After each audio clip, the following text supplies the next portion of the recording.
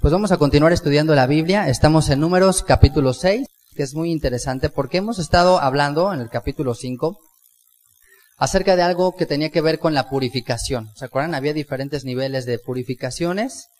El primer punto que comentamos fue que el Eterno mandó a Moisés que sacara a la gente que se contaba ritualmente inmunda, los que tenían alguna enfermedad que dice aquí como flujo de semen o alguno que estuviese contaminado con muertos o aquel que estuviera leproso, los tenían que sacar.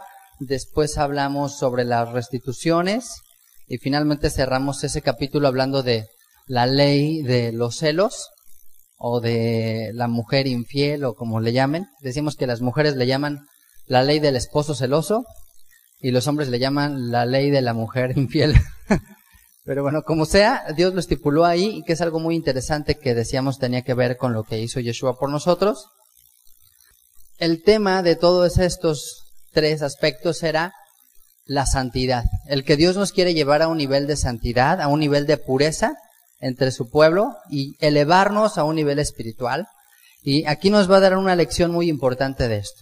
Fíjense, acompáñenme en el capítulo 6, verso 1 del libro de Números, dice: habló el Eterno a Moshe diciendo, y va a hablar acerca de los votos nazareos. ¿Qué son los votos nazareos?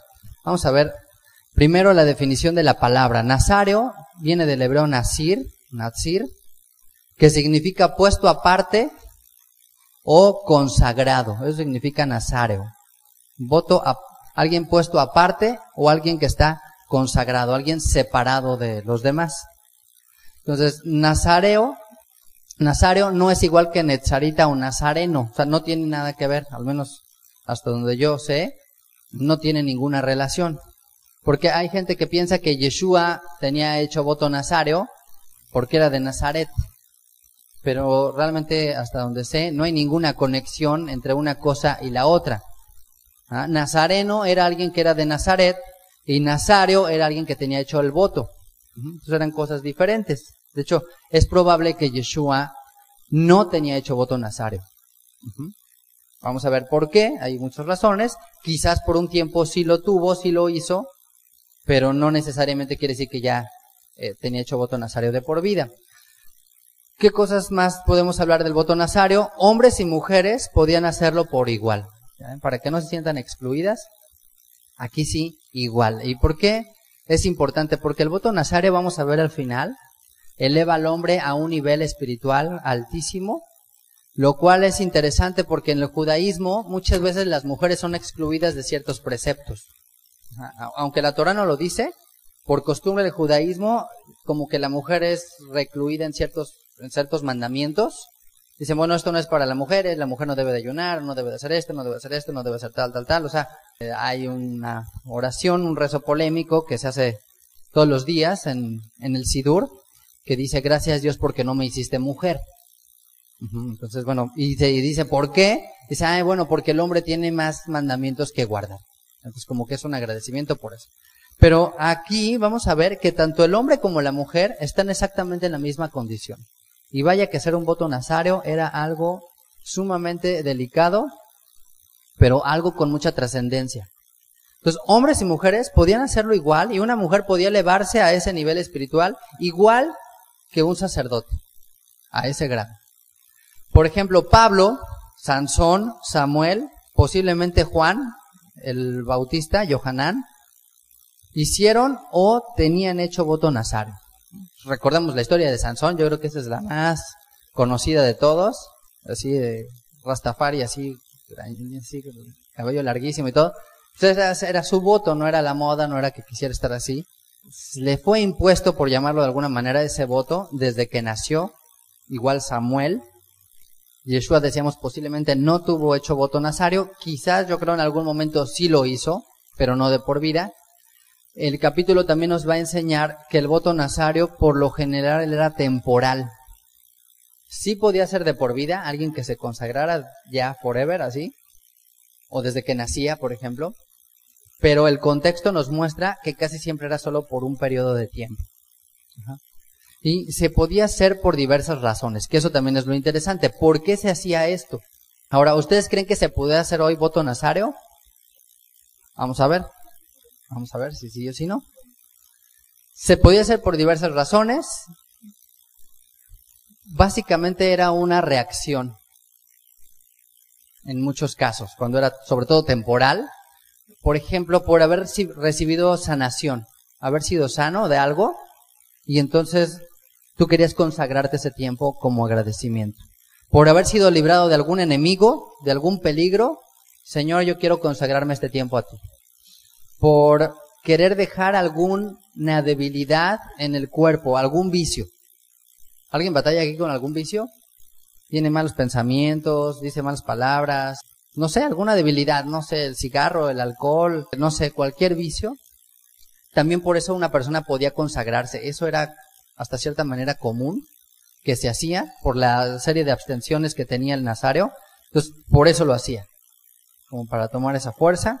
O quizás era para enfocarse ese tiempo al estudio de la palabra. Para estudiar, para meterse de lleno con el Eterno en esa relación. Entonces también por eso se hacía un voto nazáreo. Y había un tiempo señalado, había un tiempo específico que se tenía que determinar para hacer ese voto. O sea, no se puede decir, hoy voy a hacer voto y después 2 días después, no, ¿sabes qué? Ya mejor ya no. Y entonces ya me arrepentía y rápidamente 2. O bueno, a los 3 días ya no. O luego, bueno, siempre sí, siempre no. Sino lo ideal es que se fijaba un tiempo.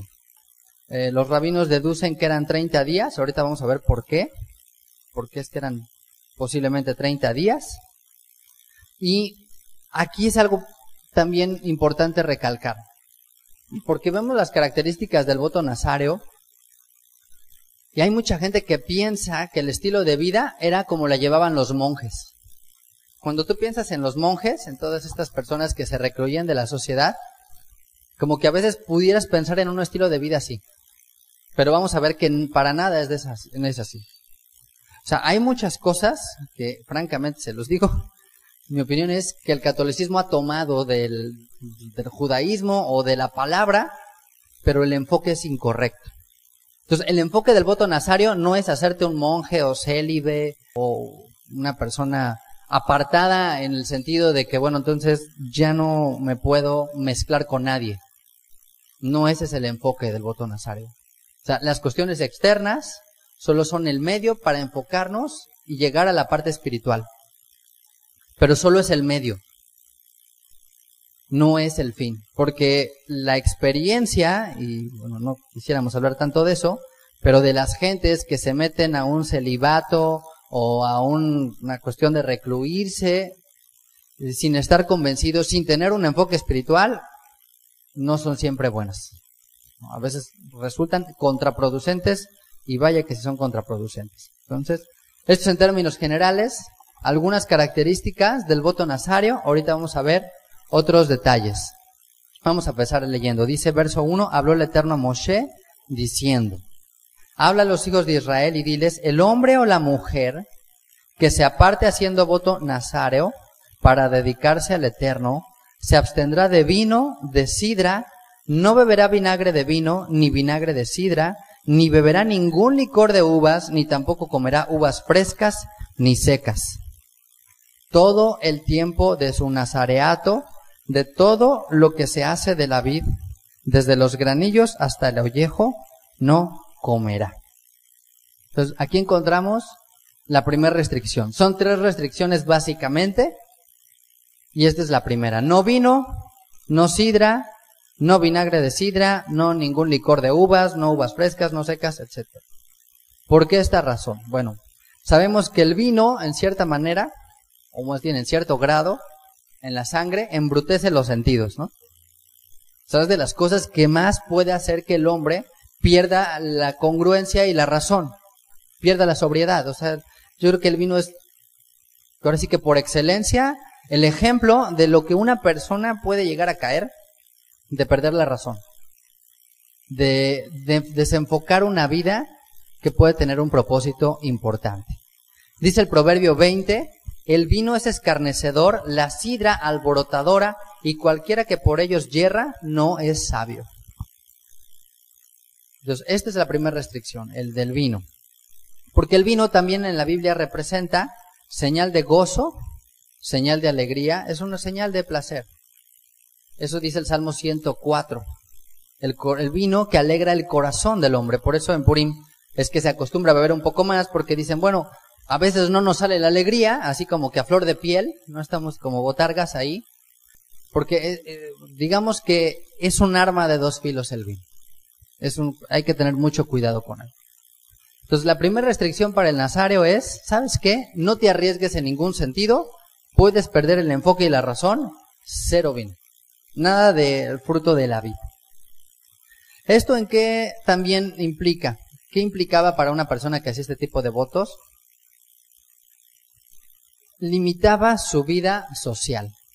Porque todas las festividades, es una costumbre en Israel, beber vino. O sea, en Europa, por ejemplo, pues toman vino un montón. O sea, no es así de que, oye, son unos alcohólicos, sino pues después de una comida y después con una carne y con un pescado y con todo. O sea, es muy común tomar vino.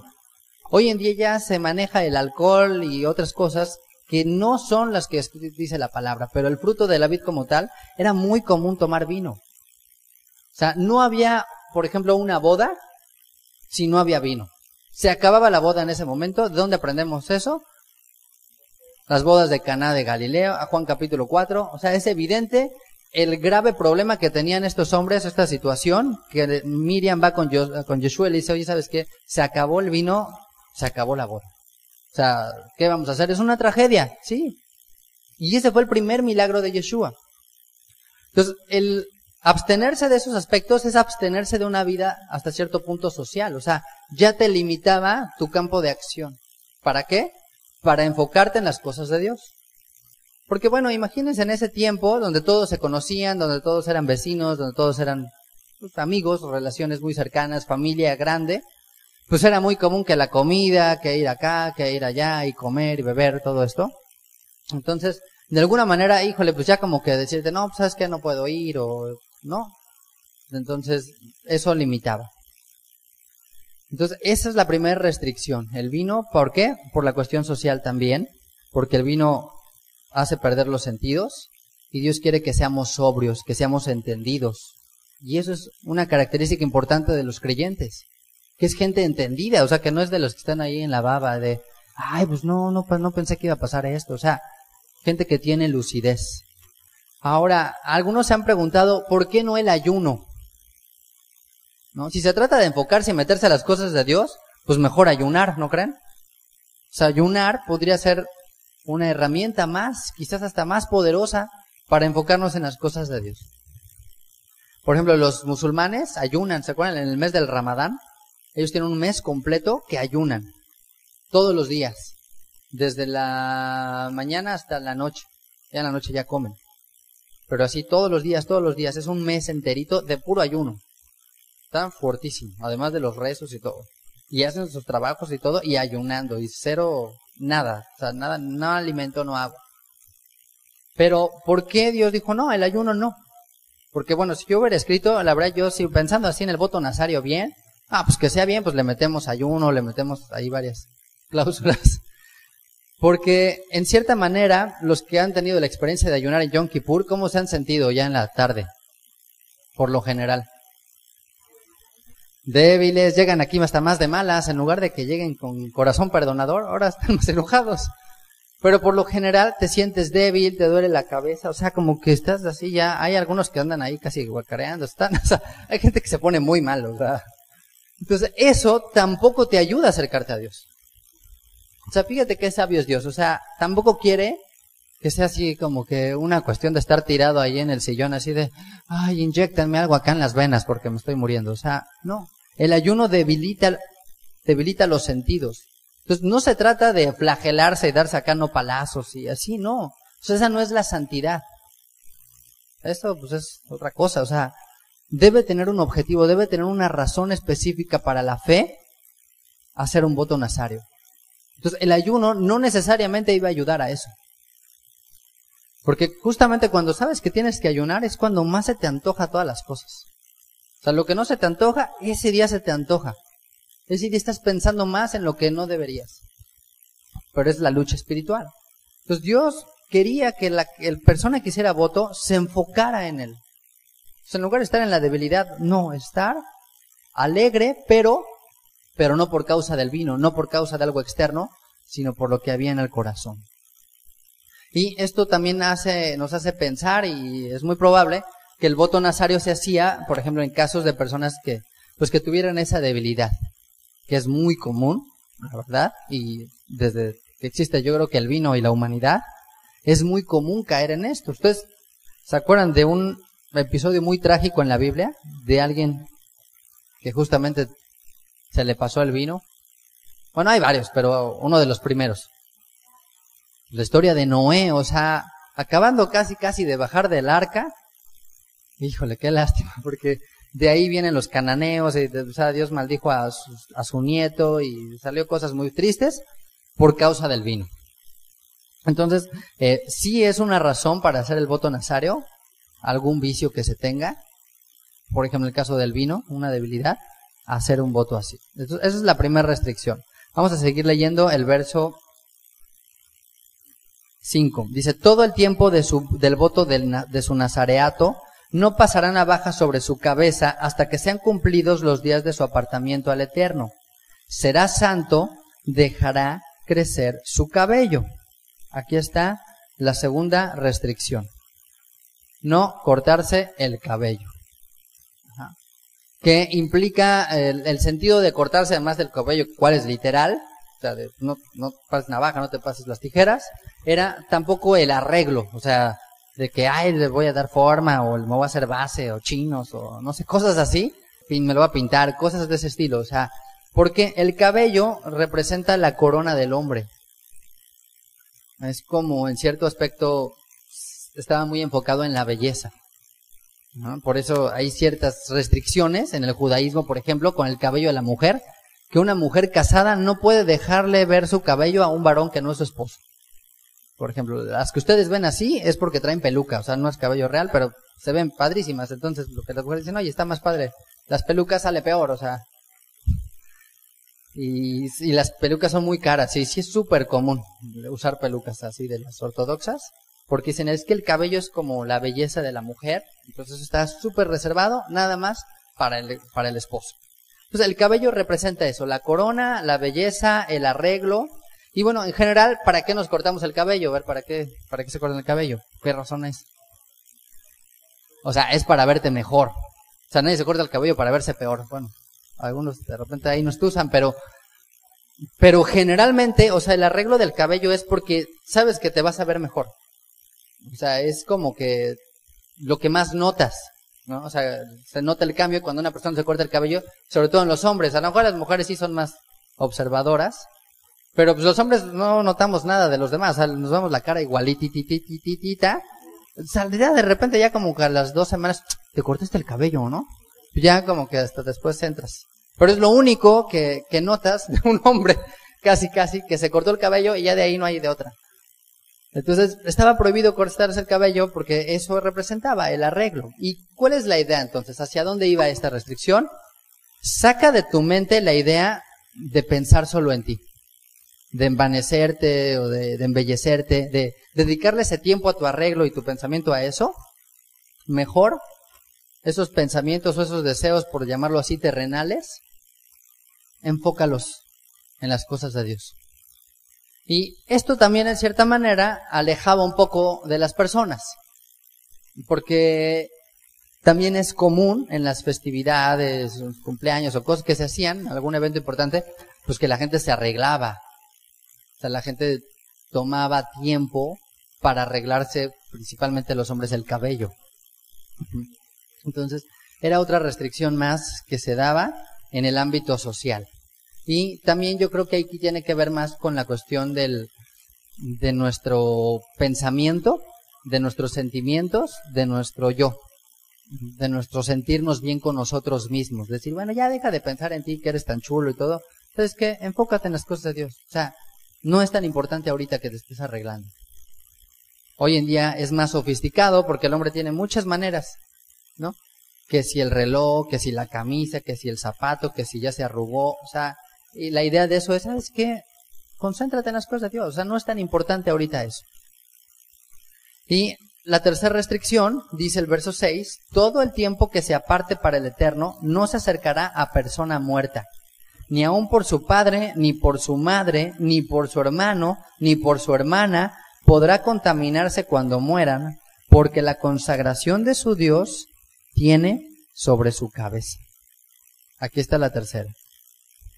No acercarse a muertos. Fíjense, el sacerdote común y corriente, el sacerdote, no el sumo sacerdote, él sí podía acercarse a ciertas personas muertas. Sí podía contaminarse por su madre o por su padre si fallecía, por su hermano, por su hermana. El Cohen Agadol no podía por nadie, o sea, ese sí. Es más, dice, hay varias anécdotas o historias que cuando estaba el sumo sacerdote orando por su propio padre, cuando ya veían como que se fuera a morir el papá, le decían, ¿sabes qué? Te tienes que salir. Porque no sabemos si ya se puede morir ahorita, y tú estás aquí adentro, y si él se muere, tú eres el sumo sacerdote y te contaminas. Y pues, desde lejos seguía el sepelio o el velorio o lo que fuera, el entierro, desde lejos, o sea, no podía acercarse a él. Era algo durísimo. Bueno, aquí lo interesante es que el Cohen, el sacerdote, nació en esa tribu. Era de los levitas. Pero el que tenía hecho voto nazáreo elegía hacer esto.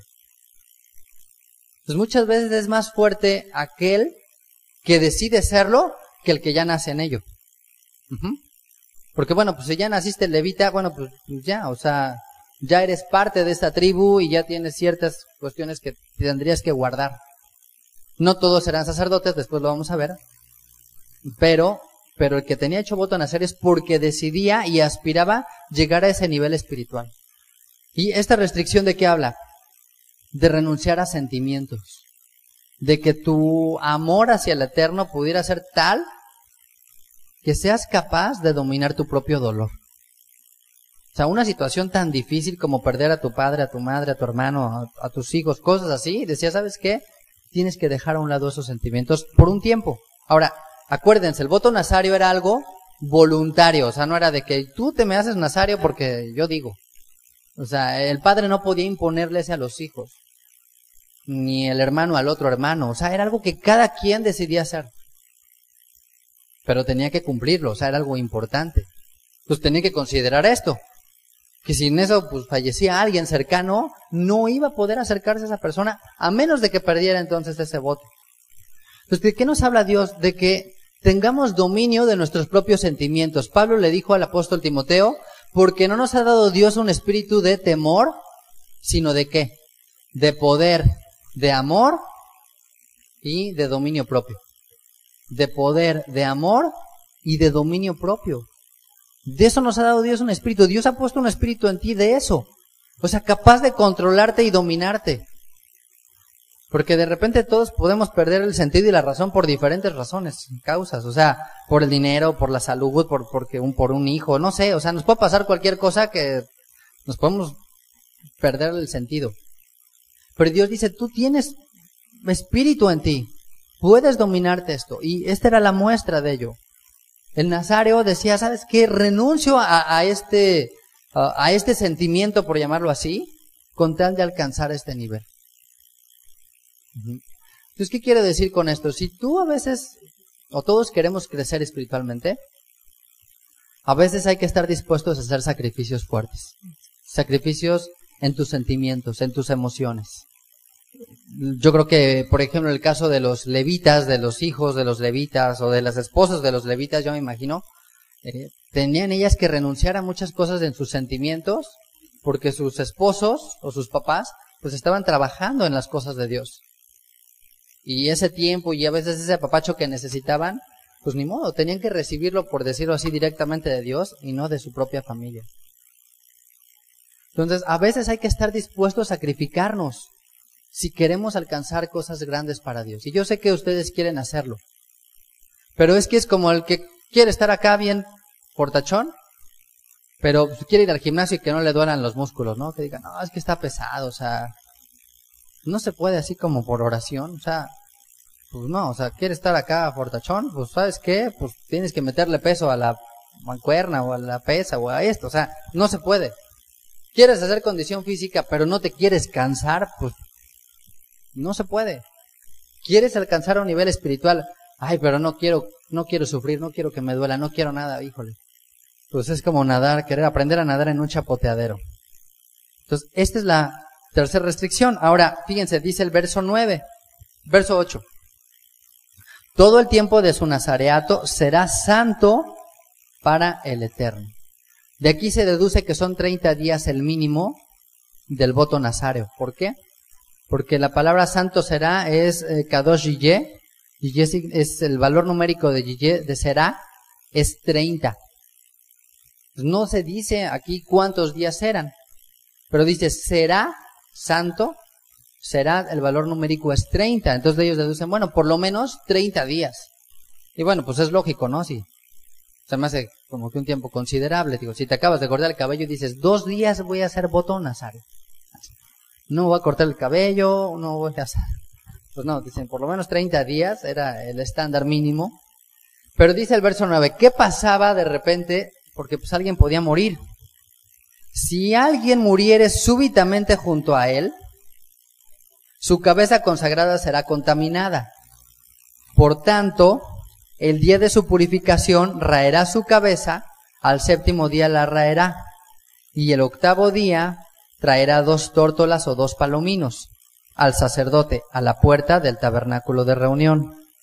Y el sacerdote ofrecerá el uno en expiación y el otro en holocausto, y hará expiación de lo que pecó a causa del muerto, y santificará su cabeza en aquel día, y consagrará para el Eterno los días de su nazareato, traerá un cordero de 1 año en expiación por la culpa, y los días primeros serán anulados por cuanto fue contaminado su nazareato. Entonces, pues, ¿sabes qué? Podía darse el caso de que pues estaba ahí caminando y de repente, pum, ahí le caía un piano a alguien junto a él, pues se murió. Pues ya, o sea, también no podía controlar que, lo demás sí lo podía controlar, pues que no le cortaran el cabello o lo de beber vino. Pero pues el que se muera alguien junto a ti, ¿y eso cómo le haces? Pues no se podía dar el caso. Entonces, bueno, pues ni modo, si se daba ese caso y Dios estaba en el control, contaba 7 días, ese día rapaba su cabeza y no había máquina, entonces yo creo que tenía que estarla ahí. Y al 8º día llevaba 2 tórtolas o 2 palominos. Y un sacrificio de un cordero de 1 año, que ese sacrificio se le llama de Asham, que es por la culpa, porque pues se contaminó cuando estaba consagrado. Entonces esa era la ofrenda. Y este es de los pocos casos que se llevaba un cordero por culpa. Hay otros casos en la Torah, pero este es uno de ellos. Otro era la purificación del leproso. Entonces podía darse ese caso, sin embargo, tenía que volver a empezar. Ven lo que dice el verso 13. Verso 12, los días primeros serán anulados por cuanto fue contaminado su nazareo. O sea, a lo mejor dijo, pues me voy a echar 1 año y ya iba en el día 364 y ese día se le murió alguien ahí. ¿Sabes qué? Borrón y cuenta nueva, vuelves a empezar.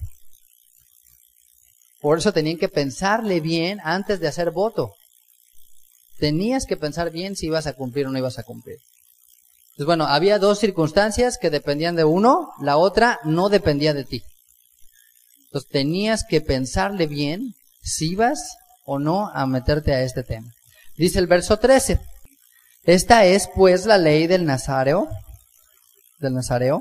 el día que se cumpliera el tiempo de su nazareato, vendrá a la puerta del tabernáculo de reunión. Ahora, ¿qué tal si sí, lo cumplió, lo logró? Ofrecerá su ofrenda al Eterno, un cordero de 1 año sin tacha en holocausto, y una cordera de 1 año sin defecto en expiación, y un carnero sin defecto por ofrenda de shalom, shelamim.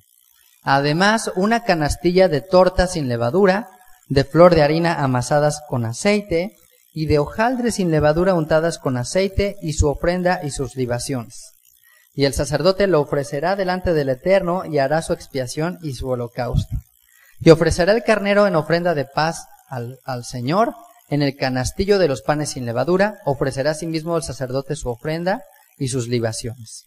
Entonces, el nazario raerá a la puerta del tabernáculo de reunión su cabeza consagrada, y tomará los cabellos de su cabeza consagrada y los pondrá sobre el fuego, que está debajo de la ofrenda de paz.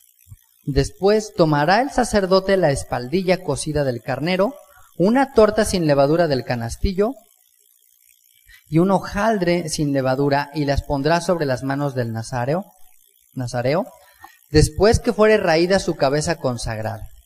Y el sacerdote mecerá aquello como ofrenda mecida delante del Eterno, lo cual será cosa santa del sacerdote, además del pecho mecido y de la espaldilla separada. Después el nazareo podrá beber vino. Entonces, bueno, aquí algunos dicen, bueno, ¿y por qué llevaba ofrenda por el pecado? Pues últimamente, pues ahora resulta si hasta se consagró y todo, y ahora hasta por pecado lleva. Bueno, que dicen que porque se está absteniendo de cosas que la Torah mismo permite e incluso induce. Que ahorita vamos a comentar un poquito más de esto. Entonces dice, bueno, por cuanto se abstuvo de lo que la Torah permite y nos guía hacia eso, pues bueno, es en cierta manera una culpa. Entonces por eso llevaba una ofrenda que también tenía que ver por la culpa. Entonces bueno, una de ellas era por Olá, que tiene que ver con holocausto, que es consagración. Como para confirmar la consagración que dio para el Eterno. La cordera de un año era por pecado, porque se abstuvo de las cosas que la Torah permite. El carnero, que es shelamim, que son ofrendas de paz, que son prácticamente las que siempre se dan al final, que ese es el propósito final, el llegar a la paz con Dios. Y los canastillos de panes sin levadura y los hojaldres sin levadura con aceite. Dice el verso 21, esta es la ley del nazareo, que hiciere voto de su ofrenda al Eterno por su nazareato, además de lo que sus recursos le permitieren. Fíjense, o sea, eso es lo que llevaba, pero además dice lo que sus recursos le permitieren. O sea, fíjate qué bueno es Dios, porque como que Él da por hecho que nosotros vamos a dar más. O sea, como que dicen, bueno, esto es lo que da, pero Él dice, pero pues además de sus recursos se lo permiten, pues Él puede dar más. O sea, en lugar de que cualquiera humanamente diría, oigan, pues denme un premio, ¿no? O sea, por lo menos pónganme en la congre una placa que diga, este cuate se echó 6 meses de voto nazareo, un aplauso, ahorita lo abrazamos, lo besamos, algo, o sea. No, dice, y además Él puede dar de más lo que quiere dar. ¿No se te hace increíble cómo es Dios? Pero yo, ¿sabes por qué creo que esto viene ahí al final? Justamente como una muestra de una persona que es elevada espiritualmente. ¿A qué me refiero? Que a pesar de que hizo un sacrificio, no lo vio desde el punto de vista humano de ¿cómo me sacrificio? Mira qué golpes de pecho me doy, mira qué bárbaro, todos están emborrachando y yo, pero bien santito. No, sino lo hace con alegría y con gozo, al punto que cuando termina dice Dios, o sea, qué impresionante. O sea, si llegué a esto, gracias Dios, y ahora casi para celebrar te doy esto más. O sea, quiero darte más. Pero, como dice al final, una parte de la cláusula de terminar el voto nazario dice, después podrá beber vino, dice el verso 20. ¿Qué quiere decir? No te pases, por decirlo así. No exageres tampoco en tu justicia. ¿Por qué? Porque la idea es que no fuera de por vida. O sea, que no fueran monjas o monjes. Ya que la Torah no prohíbe ni el vino ni el gozo que representa el vino. ¿Qué es lo que desea el Eterno entonces? Ahorita vamos a ver, fíjense, vamos a terminar de leer el verso 21. Esta es la ley del voto nazareo, que hiciere voto de su ofrenda al Eterno por su nazareato, además de lo que sus recursos le permitieren. Según el voto que hiciere, así hará, conforme a la ley de su nazareato. Nos dice, según el voto que hiciere, así hará. O sea, podría incluir otras cosas, pero por lo general eran esas 3. Y tampoco los rabinos fomentaba que se hicieran más cosas. O sea, tampoco fomentaban, como yo les decía, pues yo le hubiera echado ahí, pues ahora ponte a ayunar y ponte a rezar y ponte a orar y te echas 3 salmos al día y 5 proverbios o 4, o sea, no. ¿Por qué? Porque la abstinencia de ciertas cosas puede ser buena. La abstinencia de ciertos placeres puede ser bueno cuando es por un tiempo. Eso es recomendable hacerlo. Pero cuando se tiene un enfoque espiritual, cuando hay un propósito mayor, cuando eso solo es el medio. Pablo da ciertas cláusulas de este tipo de cuestiones. Por ejemplo, en 1 Corintios 7, él dice que es una obligación no lo digo yo, lo dice Pablo, y ya si no, léanlo. Dice que la mujer no tiene potestad sobre su cuerpo, ni el marido tiene potestad sobre su cuerpo, sino la esposa. Y dice, no se abstengan de las relaciones maritales. O sea, no pueden hacerlo. Dice, salvo por mutuo consentimiento, dice, y por un tiempo. Por un tiempo. Dice, ¿para qué? ¿Se acuerdan para qué? Saber. Dice, cuando se peleen, ahí sí, cuando sean bronqueados, absténganse. No. ¿Por qué dice? Para la oración. O sea, pero los dos tienen que tener el deseo de orar. Si no, no funciona. Porque si uno de los dos dice, ¿sabes qué? Es que yo me puse aquí un voto de no sé qué, de castidad o de cinturón, de no sé cómo le llamen. ¿Sabes qué? Pues ahora sí te aguantas porque pues nos vamos a meter a un nivel espiritual durísimo. ¿Sabes qué? El otro va a estar arrastrando ahí la lengua y la... O sea, no puedes hacer eso. Tú no puedes inducir a una persona a que lleve a eso. O sea, hay otras maneras, por supuesto, de inspirar, de guiar, de fomentar, pero no puedes imponerle eso. Entonces, dice Pablo, que sea por un tiempo de mutuo consentimiento, pero no más, no vayan a ser tentados. No vaya a ser que Satanás de ahí se aproveche y les haga caer. Que también, pues Pablo lo dice sabiendo que eso se daba, como hoy en día. Entonces, bueno, las relaciones maritales, pues es también parte del placer que Dios estipuló en la Torá. Pero dice, bueno, absténganse, pero con un propósito espiritual. Es igual el vino. Por ejemplo, en Romanos 14 habla de ciertas cosas que se podían comer, de los débiles y los fuertes y muchas cosas así. Dice, bueno, yo sé que puedo comer y puedo beber. Dice, pero para no ser tropiezo, yo me voy a abstener de esto. Yo puedo hacerlo, pero lo voy a hacer nada más por alcanzar a otros. Para que no ser ningún tipo de tropiezo, también lo puedo hacer. Es un gusto poder comer, pero no lo voy a hacer. Entonces, si se hace por mucho tiempo y no se hace con un propósito espiritual, ¿qué va a suceder? Va a ser contraproducente. Va a ser contraproducente. ¿Qué es lo que va a poder darse? Arrogancia, jactancia, soberbia, caer en tentación y, sobre todo, en caer en un grave pecado que es no cumplir los votos. Números 32. Dice, cuando alguno hiciere voto al Eterno o hiciere juramento ligando su alma con obligación, no quebrantará su palabra, hará conforme a todo lo que salió de su boca.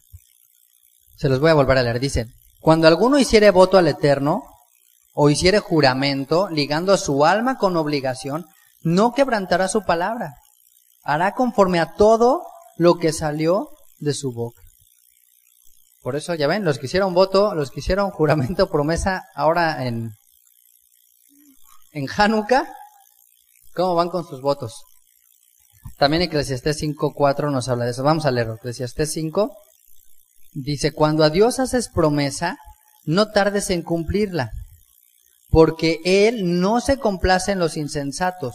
Cumple lo que prometes. O sea, dice, no te tardes. O sea, ahí te la voy pagando en 8 años, o sea, no inventes. O sea, dice, si prometes algo, cúmplelo, porque es para Dios.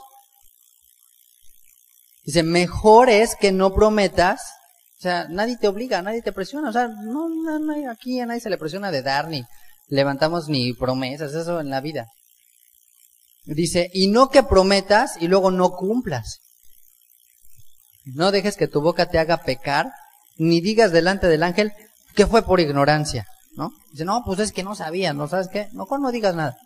Mejor si vas a prometer algo, cúmplelo. Porque delante de Dios es la falla. Entonces, por eso el voto nazareo no lo hacía cualquiera. O sea, los rabinos cuando alguien decía, voy a hacer voto, se le inducía, dice, ahí los escritos, como que sea, ok, a ver, piénsalo, considéralo, si lo vas a poder cumplir, cuánto tiempo lo vas a hacer. O sea, si estás seguro que lo vas a hacer, o sea, no es delante de mí, es delante de Dios. O sea, tú ya verás con Dios. O sea, Él no te está pidiendo nada, solo sé diligente en hacerlo y en cumplirlo. Porque si, como vimos, podías fallar, volvías a empezar. O ya de plano quebrabas tu palabra. Entonces, bueno, volviendo al tema que estábamos concluyendo con respecto al voto nazareo es, la Torá no prohíbe el gozo. La Torá no está en contra de que nos deleitemos, o como el arreglo personal, o como el vino en este caso. O sea, no está prohibido. De hecho, en cierta manera, la Torá alienta a eso. El hombre no fue hecho a causa del Shabbat. El Shabbat fue hecho para el hombre, para el deleite del hombre, para el reposo.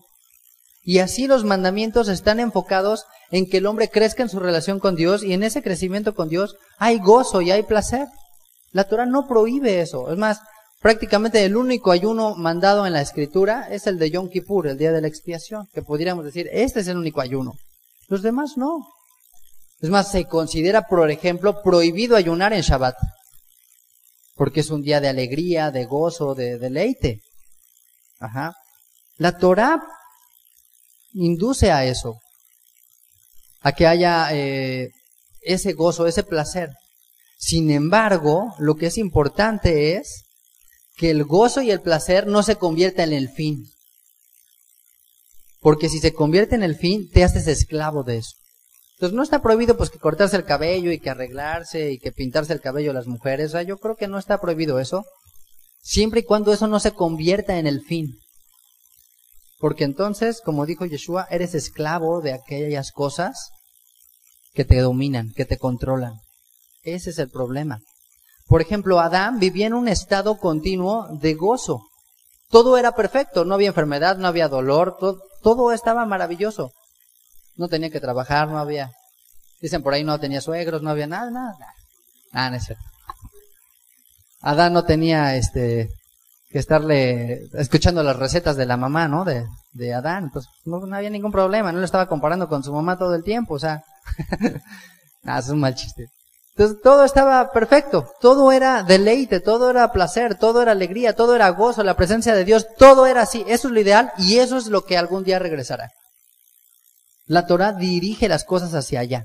Entonces no está prohibido, como les digo, el peligro es que eso se convierte en el fin, y ahí es cuando cada uno de nosotros debe de medirse y saber cómo te sientes si vienes, por ejemplo, a la congregación y pues a lo mejor no te arreglaste como siempre te sueles arreglar muy bien y perfumadito y todo. Si eso merma en ti, si eso pesa en ti, como para decir, ay, mejor no voy, o mejor, ¿sabes qué? Llego más tarde, no me importa, ahora sí que tarde, pero sin sueño y arreglado, ¿no? O sea, no. Quiere decir que el enfoque está mal, o sea, te interesa más estar bien y cuidarte tú en tu apariencia, con el gozo, que en lo demás. Entonces, cada uno nos conocemos. Entonces, el voto es una consagración a Dios, que al final el único que gana eres tú.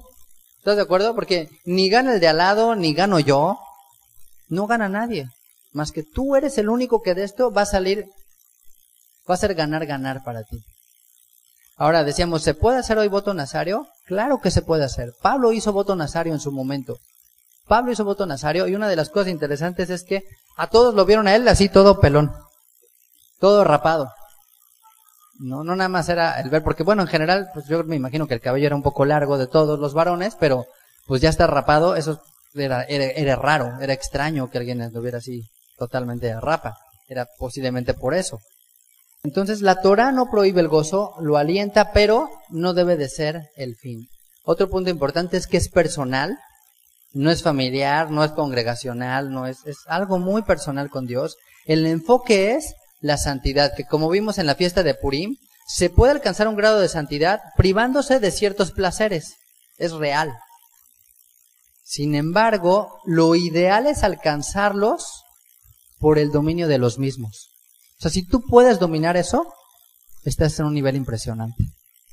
Porque hay mucha gente que, ok, pues sí, no toman, no fuman, no sé qué, pues sí. Y supuestamente es una super santidad. Pero simplemente lo hace porque no puede dominarlos. Entonces, es más alto aquel que lo domina que el que se abstiene. Por eso la idea bíblica del celibato y de los monjes y del sacerdocio, como se entiende aquí en México, no es correcto, no es bíblico. Lo digo, es contraproducente y por eso, pues, cuántos casos tristes hay de pederastía y de cosas horrendas que se desvían 180 grados de lo que supuestamente debería de ser. O sea, la gente más consagrada y más santa es la que cae en los peores pecados. Entonces, ¿cómo es posible? O sea, ¿cómo es posible que la persona más consagrada ahora resulta del otro lado? Bueno, por eso. Porque no se hace con el enfoque correcto. Porque se están absteniendo de cosas que la Torah no prohíbe. Entonces, el voto nazario no quiere decir que era una persona que se iba al monte y se ponía ahí años o meses o semanas, no. O sea, era alguien que iba a trabajar todos los días, que seguía conviviendo con su familia, que era una persona común y corriente. La cuestión es que él sabía que su enfoque de las cosas iba a estar en Dios. Se iba a abstener de cosas por el hecho de guardarse para Dios. Y no necesariamente, fíjense, algo me llamó mucho la atención, un comentario que encontré, es que dice que el nazir, el que tenía el voto nazareo, no siempre quiere decir que era un ejemplo a seguir. O sea, no es forzosamente el prototipo de la vida en la palabra. Porque en muchos casos, como decíamos, era por una debilidad. Era alguien que tenía que dar ese paso drástico con tal de decir, híjole, ¿sabes qué? Es que no puedo subir el escalón. O sea, no lo doy, ya lo intenté. Pues ¿sabes qué? Mejor hago un voto. Dicen por ahí la gente de que está jurados, ¿no? Han escuchado algunos así albañiles. Dicen, no, es que ya está jurado. Bueno, pues yo creo que de ahí viene, de que ya está jurado, es de, ¿sabes qué? Es que ya me juré acá delante de no sé quién. O sea, no voy a beber. Pero eso lo hace porque si no lo jura, como dicen ahí, o sea, pues sabe que cae. Por eso es que en ciertos casos no es un ejemplo a seguir en ese aspecto. Ajá. Y porque en segundo lugar hay que cumplirlo. Hay que cumplir el voto si no caes en un pecado muy, muy fuerte. Pero la contraparte y la parte hermosa es cómo Dios dijo, ok, para que no haya celos entre el pueblo de que, oye, los levitas son los especiales, ellos sí son los sacerdotes, ellos sí pueden entrar y todo. Ellos están acá en un nivel súper wow. Para que tampoco se sintieran ellos mucho y los demás menos, que dijeron, ok, todo aquel que quiera, incluyendo mujeres, puede llegar a ese nivel espiritual. Al nivel espiritual de un sumo sacerdote que ni por su padre ni por su madre es capaz de contaminarse. Así de fuerte. Hoy pocos se atreven a vivir así. ¿Por qué? Porque la carrera a la que nos conduce el mundo, ¿cuál es? Just do it, solo hazlo, solo no tardes el placer. O sea, si lo quieres, tómalo. Ahí está la tarjeta de crédito, ahí está el gozo, o sea, no hay bronca, no vas a subir de peso, no hay rebote, no hay nada, no todo, o sea, no importa, no hay consecuencias de nada en la vida. Vive ahorita, vive el momento, vívelo ahora. Todo está enfocado en eso, todo, en tu placer, en tu deleite.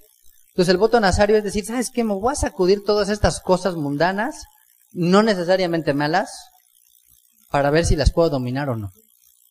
Para ver si me puedo controlar o no. ¿Les gustaría hacer una prueba? Bueno, yo no se les puedo imponer, pero piénsenlo ustedes. Tú no sabes si dominas algo hasta que te abstienes de él. O sea, hay mucha gente que dice, ya no puedo esto, no se me antoja. O sea, hay gente, por ejemplo, que no puede hacer una dieta. O sea, que le cuesta mucho trabajo, o sea, como que no sé, o sea, le entra el rollo de que no puede dejar de comer, o sea, es complicado. Y bueno, pues hay que ver, pues hay que entender que cada uno tiene diferentes debilidades. Por ejemplo, hay gente que le cuesta el cigarro. Yo, por ejemplo, no me imagino que para mí eso sea una tentación. Pero bueno, yo aquí cuando conocí a mi esposa, a ella le costaba mucho trabajo. Pero yo decía, yo me podría dormir en una cama de cigarros así, o sea, no se me ocurre algún día que pudiera fumar. O sea, para mí eso no es ninguna tentación, por ejemplo. Para otras cosas sí. Entonces cada uno tiene sus propias debilidades. Y sobre esas hay que trabajar. Sobre esas son las que hay que saber si podemos o no. Hay gente que a lo mejor le encanta, no sé, estar escuchando música o ver películas o lo que sea. Pues bueno, pues cada uno ya dispondrá. ¿Y esto a qué nos lleva? A pensar en la última parte de este capítulo que habla de la bendición sacerdotal, que es muy interesante esta bendición. Y es muy importante, se le ha dado muchas cuestiones místicas. Yo creo que viene después del voto nazario porque cuando tú encuentras el enfoque de hacia la vida, es fácil llegar a hacer esto. O sea, hay un deseo de escalar más en las esferas celestiales. Este se le llama Birkat Kohanim. Es muy conocida esta bendición. Se le han dado, como le digo, muchas explicaciones hasta místicas. Es muy hermoso. Hay algunos videos en YouTube donde están así todos orando en el muro de los lamentos, todos con talit y todos recitando al unísono esta bendición. Es una costumbre decir esta bendición a los hijos en el Shabbat, por ejemplo. Es algo que nunca debería de faltar. Y yo quisiera hablarle aquí principalmente a los sacerdotes del hogar. Dice el verso 22. Habló el Eterno a Moshe diciendo, ¿no? Esta frase de habló el Eterno a Moshe se repite y se repite y se repite y se repite a lo largo de este libro. Y vamos a ver que esta bendición es una bendición triple, es una triple bendición, es una bendición gradual, es decir, va de abajo hacia arriba, va de los ámbitos terrenales, físicos, materiales, hacia el ámbito espiritual y hacia el grado más alto. Y yo espero que como padre o como madre pongas mucha atención en esto. Y el común denominador de esta bendición es que todo empieza con el Eterno, porque Él es el que da. Y un punto importante de la bendición es, la bendición no es un sentimiento, la bendición es una acción. Es decir, a lo mejor en Shabbat, pues hay cosas que tu hijo hizo en la semana que dices, ay no, pues no te voy a bendecir, o sea, como que no te lo mereces, o no tendría por qué, o te portaste muy mal, o estoy enojado y no lo voy a hacer, o yo me siento mal contigo, entonces no lo hago. No, la bendición es una acción, es algo que se hace, no es algo que se siente. Es exactamente igual que el amor. El amor no es un sentimiento, el amor es una acción. La fe lleva obras. Entonces hay que bendecir a los hijos, se sienta o no se sienta, se quiera casi o no se quiera, lo merezca o no lo merezca. ¿Dónde tomamos un ejemplo de esto? ¿Dónde aprendemos esto? En el caso de Isaac. Isaac, ¿se acuerdan? Bendijo a Jacob sin saber que era Jacob. Entonces siempre hay esa polémica de que, ¿y si valía esa bendición o no valía esa bendición? Bueno, pues cuando lo vemos con la perspectiva, a veces yo lo veía así en el ámbito cristiano, decía, bueno, ¿y cómo Dios sí respaldó esta cuestión si todavía Jacob lo engañó? O sea, le vio la cara casi, o sea. Pero es que la bendición en la perspectiva hebrea no es así. La bendición es algo que se hace, no importa quién es. O sea, tú puedes bendecir a alguien aunque no sea tu hijo, como lo hizo Jacob después con los hijos de Joseph. Entonces no tiene que ser tu carne o tu sangre, se hace. Entonces es algo que nosotros tenemos que hacer por nuestros hijos porque pueden marcar así un punto definitivo de su vida. Y Dios habló mucho a mi vida en este momento y es algo que no es para todos en cierto aspecto, porque aquí dice para los hijos de Israel. Para los hijos de Israel. Dice el verso 23, vamos a desglosar esta triple bendición. Dice, habla a Aarón y a sus hijos y diles. Entonces, les confiere a Aarón y a sus hijos, a los sacerdotes, esta acción. Así bendeciréis a los hijos de Israel, diciéndoles. Así bendeciréis a los hijos de Israel, diciéndoles. Y aquí hay una pregunta interesante que a lo mejor no sé si la hayan hecho es, ¿por qué tenían que ser los Kohanim? O sea, ¿por qué Dios le dice a Aarón y a sus hijos, los sacerdotes? Kohanim son los sacerdotes. Ustedes son los que van a bendecir a los hijos de Israel. O sea, ¿por qué Dios no podía bendecir directamente? Es más, les voy a leer lo que dice Deuteronomio 26:15. Dice, mira desde tu morada santa, desde el cielo, y bendice a tu pueblo Israel, a la tierra que nos has dado, como juraste a nuestros padres, tierra que fluye leche y miel. Dios pudo bendecir, dar esta bendición así directo. Así de, ¿saben qué? Yo les voy a bendecir, o sea, se acabó, así a todos. Pero Dios le dice específicamente a Aarón y a sus hijos, ustedes van a bendecir a ellos. ¿Por qué? Creo que hay varias razones. Uno de ellas es porque esta es la función del sacerdote. O sea, si tú eres sacerdote de tu hogar, una de tus funciones es, tú tienes que bendecir a tus hijos. Tú, ya, o sea, los puede bendecir muchas otras personas y recibirán muchas otras bendiciones. Pero tú como padre eres insustituible en bendecirlos a ellos. No hay otra. Trágicamente muchas personas han sido niños o jóvenes, yo creo que no han alcanzado el potencial porque sus padres no los bendijeron. Porque no tuvieron esa costumbre, ese cuidado, esa acción de hacerlo. Y en México o en Latinoamérica, creo yo, no somos muy dados a ser muy afectivos, a ser muy cariñosos con nuestros hijos, a cargarlos, porque a lo mejor ya pesan ciertos kilos o cierta edad, y entonces ya como que ya no lo queremos hacer. No somos muy dados al trato físico. De hecho, muy típica la frase en México, dicen, ay, los hombres no lloran, por ejemplo, ¿no? Dicen, los hombres no lloran. Pero bueno, pues ¿quién dice que los hombres no lloran? Si Yeshua lloró. Y al contrario, más bien el llorar es una manera justamente de expresar lo que hay en nuestro corazón. Entonces es una hermosa costumbre bendecir y hacer esta bendición específicamente en Shabbat. Porque esa es la función del sacerdote. El sacerdote es un canal de las bendiciones del Eterno. 2, porque justamente le representan. Los sacerdotes representan al Eterno. Por eso tendrían que hacerlo. 1, porque era su función, y otro, porque era su representación. Y 3, para que hubiese humildad en el pueblo.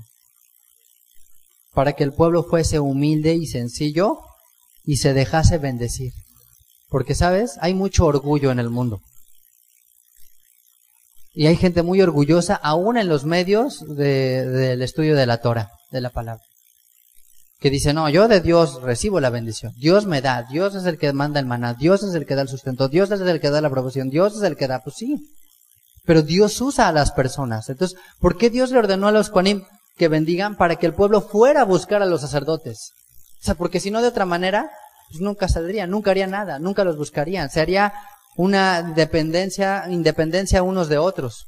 Y Dios no quería que fuera de esa manera. Dios quería que el pueblo también se humillara y supiera que no iba a alcanzar bendiciones, sino por medio de ellos. Y yo creo que hoy en día sigue siendo igual. O sea, hay bendiciones que tú no vas a alcanzar, pero ni aunque ores, ayunes, reces, hagas voto necesario, si no es por mano de alguien.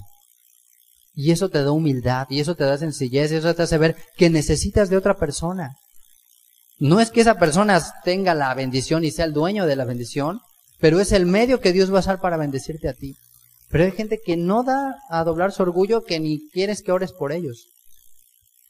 Eso denota orgullo espiritual. Y Dios quería que entre su pueblo no existiera eso. Que dijera, ok, ¿sabes qué? Ellos te van a bendecir, tienes que ir, tienes que agachar tu cabeza, porque ellos te van a bendecir a ti. Tienes que recibir esto de parte mía, pero por medio de ellos. Y fíjense qué consiste la bendición. Bueno, ¿cómo se hacía? Hay una serie de explicaciones larguísimas, que no voy a meterme, porque pues tampoco dice esto la Torah, pero dice que se ponían las manos de esta manera, ¿no? ¿Se acuerdan de este Mr. Spock? ¿Cómo se llama este? ¿Cómo? ¿Spock? Bueno, para los chavos, los que no se acuerdan, les preguntan a sus papás quién era Mr. Spock, que ponía las manos así, ¿se acuerdan? Dicen que esa era la manera porque se formaba la letra Shin, de donde viene la palabra Shaddai, que es el Todopoderoso, el nombre del Eterno, una representación del nombre del Eterno. Entonces dice que se hacían así. Hay otros dicen que no, que extendían sus manos y que ponían sus brazos así, sus dedos así abiertos como rejillas. Bueno, no lo sé. En fin, esos son comentarios. Se me hace, pues, pudiera ser. Hay varias explicaciones larguísimas de por qué lo hacían así todos los levitas. Se ponían hacia el frente, se ponía el pueblo delante. El pueblo de alguna manera como que se inclinaba o agachaba la cabeza, y los sacerdotes tenían que bendecir de todo su corazón a todos ellos. Tenían que dejar atrás sus sentimientos de, híjole, ahí está menganito, este cuate, estoy sacado de onda con él, o no sé. No, o sea, el sacerdote tenía que olvidar todos esos sentimientos, todos esos pensamientos, y transmitir la bendición de Dios. Transmitir la bendición de Dios. Ahora, ¿cuál es esta bendición? Decimos que es una bendición triple. Dice, el Eterno te bendiga y te guarde. El Eterno te bendiga y te guarde. Yevarejeja Adonai beish mereja. ¿Se acuerdan? Es lo que se dice. El Eterno te bendiga y te guarde. ¿Qué implica que el Señor te bendiga y te guarde? Porque todo el mundo escuchamos, pues Dios te bendiga, o Dios te bendice, o así. ¿Por qué están ligadas estas dos? Aquí se considera que esto tiene que ver con el aspecto material.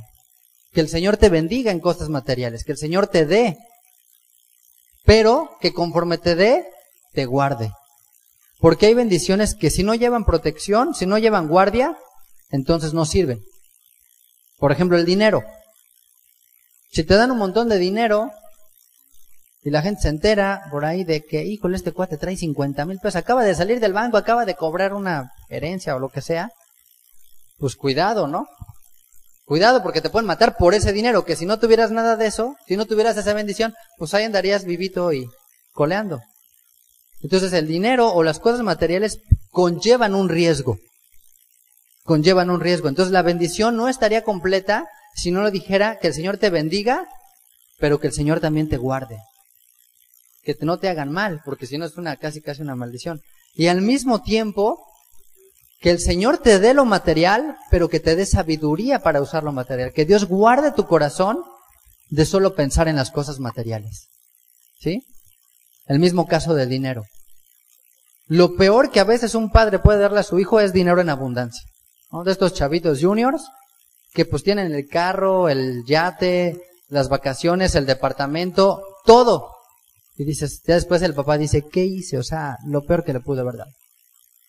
Porque pues qué padre, qué bendición, pero no tiene la sabiduría, pero su corazón se desvió de eso. Era una persona sencilla, era una persona que ahí iba, de repente, no sé, le cayó una bendición, por decirlo así, de esto, su corazón se inclinó al mal y se perdió. Entonces, en la medida que le damos a nuestros hijos, nosotros como padres debemos de estar conscientes que Dios también le guarde, que Dios también le dé sabiduría para usar eso. Porque si no, híjole, pues se convierte en contraproducente. Y yo me preguntaba esto hoy y ayer. ¿Cuántos de aquí tienen algo que dejarle a sus hijos realmente? Porque aquí está hablando de bendición material. Aquí está hablando de dejarles algo, de dejarles una herencia. Ya no, lo único que a veces pensamos dejarle casi son problemas. O sea, peor aún. Deudas, ¿no? Casi deudas, problemas, situaciones difíciles. O sea, no debería de ser así. Los padres deben de sembrar para los hijos. ¿Y cuántos realmente aquí dicen, ¿sabes qué? Pues si yo falto hoy, pues a lo mejor ahí hay un sustento, ahí hay un respaldo, ahí hay algo para ellos, ¿no? Lo último que la gente saca es un seguro de vida, ¿no? Cuando dice que debería de ser el primero. ¿Cuántos de aquí tienen un seguro de vida? Pues si ustedes faltan, ¿qué va a pasar con sus hijas, con sus hijos? Y bueno, para que no haya, ¿cómo se dice? Mezcla de intereses. Acérquense ahí con Pablo. Digo, no, ahorita hoy es Shabbat, pero nos da risa, pero se los digo de todo corazón, se los digo en serio. O sea, ¿cuántos de aquí podemos decir, oye, ¿sabes qué? Pues sí, es cierto. O sea, eso es bendición. ¿O quién no quisiera dejarle a sus hijos algo? ¿O quién no quisiera haber recibido algo? O sea, a lo mejor, no sé, digo, a lo mejor tus papás están bien y te tocará. Pero qué gusto y qué dicha y qué bendición poder decir, ¿sabes qué? Bueno, si yo falto, sé que mis hijos pues tienen ahí algo, tienen donde dormir o algo, o sea, no nada más les dejo, pues, ay, que Dios los guarda y se los encargo, Señor. O sea, no. O sea, esa es la diferencia entre la fe hebrea, creo yo, y como que el rollo así filosófico griego. Que esto es así aterrizable, o sea, como que esto es real. Es muy conocido que los judíos tienen mucho dinero y el dinero lo siguen moviendo, porque eso se hereda y le dan la sabiduría al hijo para que lo siga generando. Los negocios, los bienes raíces, los terrenos, o sea, hay muchas otras cosas. Eso es parte de una bendición. No es ser espiritual. Al contrario, es parte de ser espiritual. ¿Sabes qué, hijo? Esto es para ti. Esto es tuyo. En la Biblia hay varias parábolas, varias historias de los terrenos, de los viñedos, de las cosas que se le dejaban a los hijos. Eso es parte de la cultura bíblica. Que sembrabas para tus hijos, dabas para tus hijos. Esto es lo que dice, que el Señor te bendiga, es que te dé. El apóstol Juan en la segunda carta dijo, yo espero que seas prosperado en todo. Abraham tenía dinero al final. Al principio no era un hombre rico, pues en su momento tuvo tanta hambre que se tuvo que ir a Egipto, o sea, estaba difícil. Pero al final de sus días, ¿cómo terminó? Dejándole herencia a su hijo Isaac. Isaac, ¿cómo terminó? Dejándole herencia a su hijo Jacob. Jacob al final, ¿cómo terminó? Después de muchísimo trabajo, pues dándole herencia. Entonces, si tanto trabajamos, ¿no les valdría más la pena para ellos? ¿O no? O sea, trabajamos y trabajamos, o sea, es como que lo que más invertimos tiempo. Pues tendría más sentido ese trabajo si pensamos que pueden ellos seguirse beneficiando de ellos. Pues bueno, pues no nada más es dejarle, sino también pedirle a Dios que guarde su corazón de eso, de no inclinarse hacia eso. La segunda parte de la bendición dice que el Eterno haga resplandecer su rostro sobre ti y tenga de ti misericordia. La segunda parte tiene que ver con la parte afectiva, con la parte emocional. Por eso como que va subiendo. ¿Qué quiere decir que haga resplandecer su rostro sobre ti?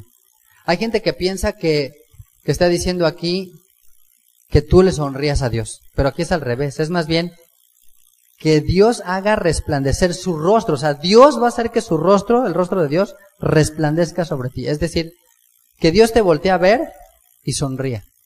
Eso es lo que está diciendo. Primero es que Dios te voltee a ver, eso ya es importante. Y dos, que cuando te voltee a ver, sea con una sonrisa. Yo creo que lo más cálido que podemos recibir de alguien es una sonrisa. Se dice que eso es lo más afectivo que tú puedes darle a alguien. Puedes decirle palabras y cosas, muchas cosas, pero una sonrisa es algo sumamente cálido. Cuando alguien, lo que está diciendo aquí es que Dios te mire con agrado. Y si te mira y sonríe Dios, ¿qué es la segunda parte que dice? Tenga de ti misericordia. ¿Qué otras versiones dicen? Te muestre su favor, te extienda su amor, te otorgue gracia. Ajá. Entonces dices, hijo, que Dios sonría, que Dios te voltee a ver y sonría, porque eso significa que hallaste gracia en sus ojos. ¿No? Es al revés a veces. Nuestros hijos los vemos y nosotros sonreímos porque nos hacen reír. Dice, que así sea con Dios. Que así sea con Dios. Que Dios te voltee a ver, que te sorprenda haciendo algo y que se alegre Dios, que diga, wow, cómo me complazco en mis hijos. Cómo me alegra ver esto. Yo sé que muchos de ustedes han experimentado eso, o lo siguen experimentando. Cuando ves a tus hijos, nada más de verlos, te complaces. Bueno, Dios se complace de ver a sus hijos igual. O sea, su mirada no está constantemente tratando de atraparnos porque estamos haciendo cosas malas, sino al revés. Él nos sorprende continuamente haciéndonos ver con gracia, con benevolencia, como dice aquí, que nos otorgue gracia. Entonces, ¿se puede otorgar gracia? Sí. ¿Se puede otorgar favores? Sí. ¿Se puede otorgar misericordia? Sí, pero no es lo mismo que cuando se hace con una sonrisa.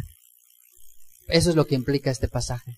Que Dios te dé, pero que te lo dé sonriente. Porque a veces pues le das a tus hijos cosas y bueno, pues se las das porque pues se las tienes que dar. O sea, como bueno, está bien, mira, no te la ganaste. Pero aquí dice, ¿sabes qué? No. O sea, tú bendice y tú bendice con alegría. Tú bendice con una sonrisa. ¿Cómo te gustaría que te dieran las cosas a ti? Pues ahí está, mira, pues Juan, está bien, pues ahí está la comida y te la avientan. Como perro, ¿no? Así el platón ahí. O sea, pues no, ¿sabes qué? Me da gusto darte. Dios es un dador alegre. Bueno, pues que nosotros reflejemos eso. Que cuando veamos a nuestros hijos, demos una sonrisa. ¿Con qué cara crees que te recuerdan tus hijos? Si Dios tuviera que hacer un dibujo de ti, o tus nietos de ti, ¿cómo te verían? ¿Cómo serías? Verde, morado, rojo. Bueno, morado a mí sí me pondrían. Pero algunos psicólogos manejan eso. Dicen, así como te dibuja tu hijo, así es como te ve. Aunque tú digas que no, esa es la perspectiva que él tiene de ti. Y fíjate, la bendición que están diciendo los Kohanim es, Dios no está enojado. Dios te está volteando a ver y Dios te ve con una sonrisa, que haga resplandecer su rostro. Eso es lo que los sacerdotes quieren. Eso es lo que nosotros debemos desear para todos y para nuestros hijos. Que Dios siempre sonríe al verlos, y eso no se va a dar si tú no lo haces. ¿Sabes por qué? Porque tú eres en gran medida el reflejo de Dios para ellos. La idea de quién es Dios eres tú. No hay otra. Aunque ya están medio grandes, O sea, aunque diga, pues ya sabe leer, pues sí, aunque sepa leer y aunque ya haga muchas otras cosas. Aunque sean adolescentes, el Padre siempre tiene en sí una imagen de lo que Dios es para ellos. Siempre. O sea, si mucha gente es atea, no es por una cuestión de que chocó con la fe y que encontró contradicciones en la Biblia. No es cierto eso. La raíz de eso está en su casa. Ahí es donde nace o se muere la fe. Así. Entonces, si la cara que nosotros expresamos a nuestros hijos es continuamente de, ay, hiciste, así. Y bueno, sí le das, pero él siente la manera en que tú le das. Dios no da así. Dios cuando se molesta, manifiesta que está molesto. Pero cuando da con alegría. Porque ese principio dice, Dios ama al dador alegre. Y si Él dice que ama al dador alegre, Él es el que primero se pone como dador. Entonces tú no vas a llevar a tu hijo a un nivel que tú no estás. Si tú tienes cara cuando das, así va a ser la imagen para ellos de Dios. Por eso los Kohanim cuando bendecían, ellos mismos tenían que estar sonriendo, tenían que estar alegres. Tenían que pensar que reflejabas a Dios. Tú eres un reflejo de Dios para tu hijo. En la manera en la que tú des, ellos van a recibir. Y dice el verso 26, el Señor alce su rostro, alce sobre ti su rostro y ponga en ti paz. Si te fijas, se repite aquí la palabra rostro, la palabra panim, cara. Que decíamos algo interesante en la fiesta de Purim, que Dios dijo, yo voy a esconder mi rostro de ustedes, como una consecuencia. O sea, es decir, el esconderle la cara a alguien es una manera de manifestar, estoy enojado. O sea, no te quiero ver, o sea, me molesto. No quiero estar contigo, no quiero verte. Ajá. Y el deseo que dice aquí, cuando los Kohanim bendecían, es que Dios te voltee a ver. Que estés continuamente en la mirada de Dios. Que Dios te esté viendo. ¿Por qué? Porque un enojado no te va a ver. Te va así como que, ay, no, sabes que no te quiero saludar, lo que sea. Entonces, ver a alguien, ¿qué implica? Tener paz, tener comunión con esa persona. Mientras más tiempo ves a alguien, más cerca estás de alguien, más comunión tienes con ese alguien. Es lógico, ¿no? Las personas con las que pasamos más tiempo son las que más nos conocemos. Entonces, ¿qué es lo que está tratando de decirnos aquí? Si tú estás continuamente viendo el rostro de Dios, si Dios alza su rostro, sobre ti su rostro, estás viendo a Dios continuamente. Dios dijo que los ángeles de los hijos, de los niños, ven el rostro de Dios. Por la comunión que tienen, por la pureza que tienen, por la bendición que implica tener. Por eso, esta bendición se acostumbra a dar en Shabbat, y es muy hermoso porque cuando uno se bendice, la costumbre es que se ven a las personas a la cara, a los ojos. Por eso dice que no puedes ver a la persona de lado y eso, sino directamente a los ojos, porque eso denota sinceridad, eso denota tener shalom, tener paz. Hay otras traducciones que dicen que el Señor te mire con agrado o que el Señor te mire con amor. O sea, si ya te volteó y te sonrió, dice que te vea con amor, como sea, pero que te vea con amor siempre. Así es como Dios quiere que veamos a nuestros hijos. Que siempre ante todas las cosas los veamos con amor. No quiere decir que pasemos por alto sus pecados, de, ay, bueno, pues eres de lo bueno, así. No, pero que detrás de todo siempre hay amor. Y al final, ¿qué dice? Ponga en ti shalom. ¿Por qué? Porque eso es lo último. Las ofrendas que se llevaban al templo, cuando hace ratito que vimos, que se llevaba que un chivo que para la expiación y que otro para el holocausto y todo, siempre, la última ofrenda siempre era la de Shelamim, las ofrendas de paz. El Shabbat es como un representante de la ofrenda de paz. Donde dice que la mesa es el altar, las luces son como la menorá, el padre es como el sacerdote, y se hacen las bendiciones. Tener shalom es el regalo más grandioso que pueda haber sobre la tierra. No hay nada que pueda superar el tener paz, que pueda tener shalom en el universo. Cuando Dios creó todas las cosas, se dice que todo lo fue creando de una manera de lo general a lo particular, que fue creando cada vez algo superior. Cada vez algo superior, cada vez algo mayor, hasta que llegó al sexto día, creó a los animales, creó al hombre, que era ya así como la cereza de la creación, y añadió un día más. ¿Y qué hizo en ese día? Creó el Shabbat, creó la armonía, creó la paz. Todo lo que había hecho no estaba completo si no tenía paz. Entonces tú puedes darle a tus hijos cosas materiales, les puedes dar sabiduría, discernimiento para que manejen todas estas cosas. Puedes alegrarte al verlos, pero si no hay paz, todo eso se rompe, todo eso se pierde, no va a servir de nada. El tener paz es el regalo más grandioso, nada puede compararse con él. Porque hay familias pues, que sí, tienen muchas cosas, tienen dinero, tienen trabajo, tienen salud, pero si no hay armonía entre ellos, entonces no hay nada. Y donde haya shalom, entonces ahí hay amor. Ahí hay amor. No pueden estar separadas. Ese es el máximo nivel espiritual. Entonces cuando vuelve a decir, vuélvelo a ver, voltea a ver a tu hijo, porque dice que alce sobre ti su rostro, es dale a tu hijo una segunda oportunidad. O sea, si ya lo viste, vuélvelo a ver una vez más, pero velo siempre con una mirada de amor, con misericordia. Acuérdate que tú también fuiste niño. Y dice finalmente en el verso 27, y pondrán mi nombre sobre los hijos de Israel, y yo los bendeciré. Entonces, cuando tú llegas al shalom, cuando tú llegas a la paz, puedes portar el nombre de Dios. Pero dice, pondrán mi nombre.